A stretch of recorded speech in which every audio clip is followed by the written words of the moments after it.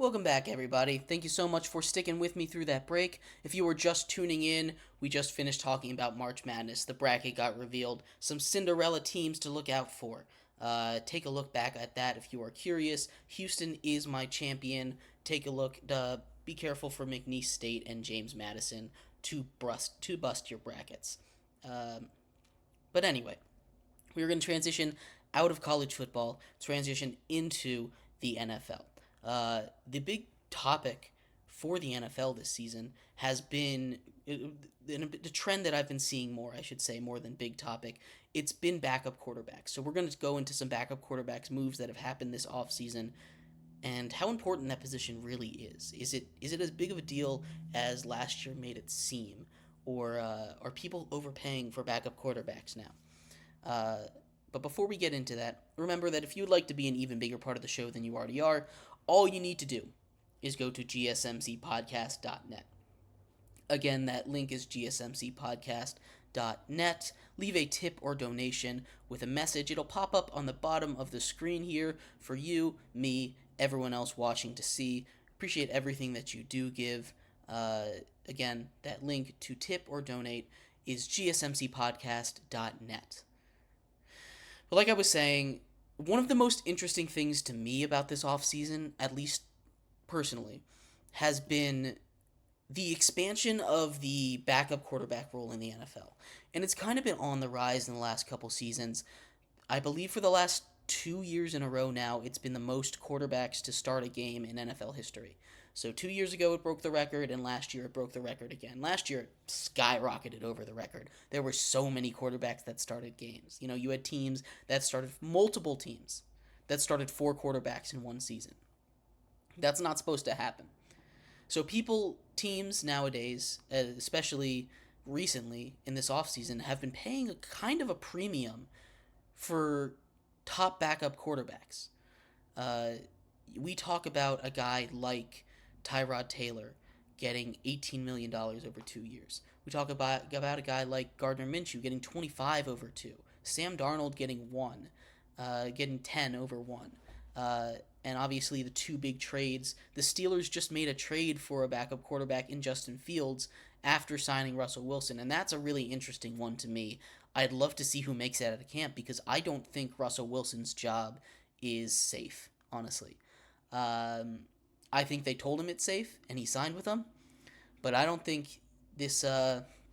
I don't think it really is a safe role for him, and I'm interested to see how that goes. I think Justin Fields might end up taking that job because Justin Fields has that extra ability with his legs that Russell Wilson has kind of lost recently.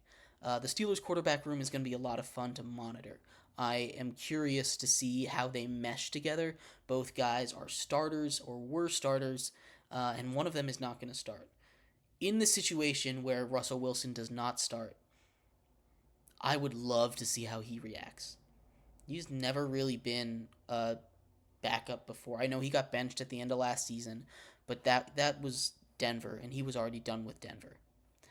He's in Pittsburgh now, a new start, and if he is just not starting after, he could have gone to any team. Could have gone to a team like the Vikings that don't have a quarterback, the Raiders that don't really have a quarterback, the Broncos who he just left. But there's a bunch of places he could have gone, and instead he is here in Pittsburgh, and he's not starting. Maybe. I'd love to see how he reacts. I'm not sure how well he would take it, but that's besides the point. Outside of them, the Steelers quarterback, they traded Kenny Pickett to the Eagles, so the Eagles now have Kenny Pickett, who is a very serviceable backup. But you see teams nowadays going out and paying a lot of money for backups because of what they've seen in recent seasons. The Jets imploded without a backup quarterback. And now they go out and they pay a pretty good premium for Tyrod Taylor, who is also old and injury prone, but when he's in the game, he does good. You want to have that security blanket, that Tyrod Taylor security blanket, who will not lose you games. He's not enough to elevate your team to win you games, but he won't lose you games. Tyrod Taylor is that kind of quarterback. He's very similar to Andy Dalton nowadays, or Ryan Fitzpatrick. He'll come in and be a little exciting for a little bit, but not really a long-term starter. Um, but the role of backup quarterbacks has really been expanding. And I am curious to see how much it expands, how much it continues to expand, because we've seen these paychecks go up and up and up for starting quarterbacks. But backup quarterbacks have always kind of been just an afterthought until recently. And the amount of they're paying these backup quarterbacks more than they're paying starting running backs. Sam Darnold got more money to most likely be a backup in Minnesota than for Derrick Henry to be the main back in what's it called in Baltimore. He got the same amount of money as Tyrod Taylor, who's going to be a backup to play and be the starter. Derrick Henry got less money than Gardner Minshew to be starter backup. That's a little bit of a different one because we don't know what the Raiders are going to do. There's been a lot of backup quarterback movement. Drew Lock got paid $5 million, pretty solid for a backup.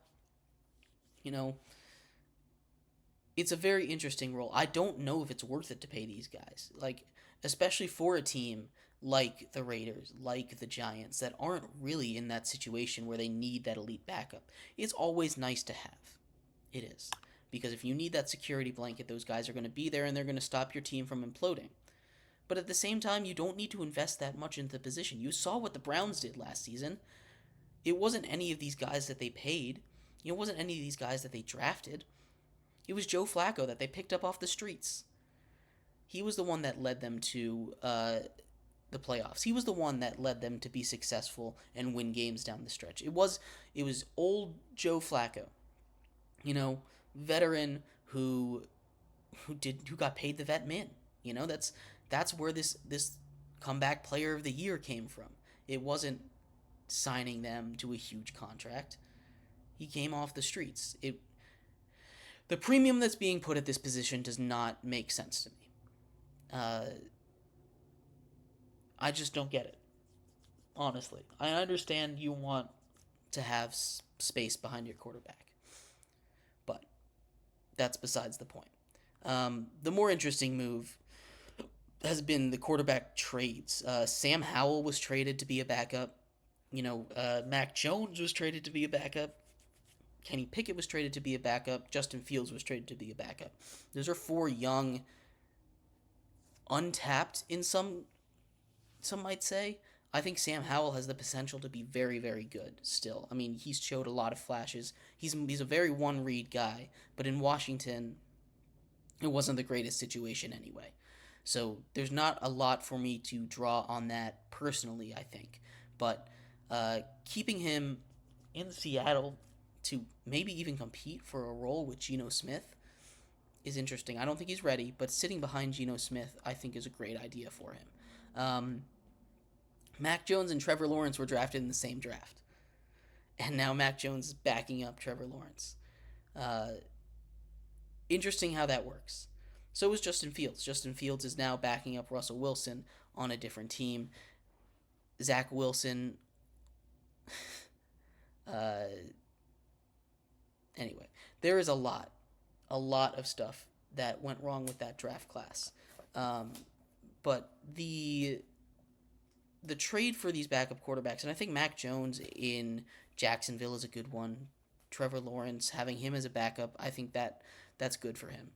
Sam Howell, I think it's a good trade. Kenny Pickett, I'm not so sure about. Obviously, I think he deserves more time, but letting him sit as a backup, I'm not sure what that's going to do for him. I'm not sure if the Eagles' offense is the best space for him either. He's very much a gunslinger, I guess. He doesn't have the numbers for me to say that, but the way he plays, that's the most similar style. And Justin Fields, I love his fit with the Steelers. I really do. The Steelers love running the ball. Arthur Smith loves running the ball. When he was in Tennessee, he had that Derrick Henry offense. And they ran everything out of play action. And I think Justin Fields can be an elite play action quarterback. Now, Russell Wilson kind of fits that archetype too. He doesn't have that same threat to run with the ball, but he does have these He does have he has that ability to throw the ball downfield. If that Steelers offensive line can hold, it's gonna be good. It's gonna be really good. I'm very excited for the Steelers. They're probably gonna make the playoffs again. They do it every year, but now they have a quarterback, so I think they actually have a shot to do something in the playoffs. Anyway, in our next segment, we are going to continue talking about the NFL. We're going to talk about the Vikings because the Vikings have had a really interesting offseason, losing Kirk Cousins, bringing in Sam Darnold, all that stuff. Conversations around their draft, what they're going to do with their multiple first round picks after trading back into it. We'll dive into all of that and more about the Vikings in just a minute. You've been watching Sports by GSMC Podcast Network. We will be right back.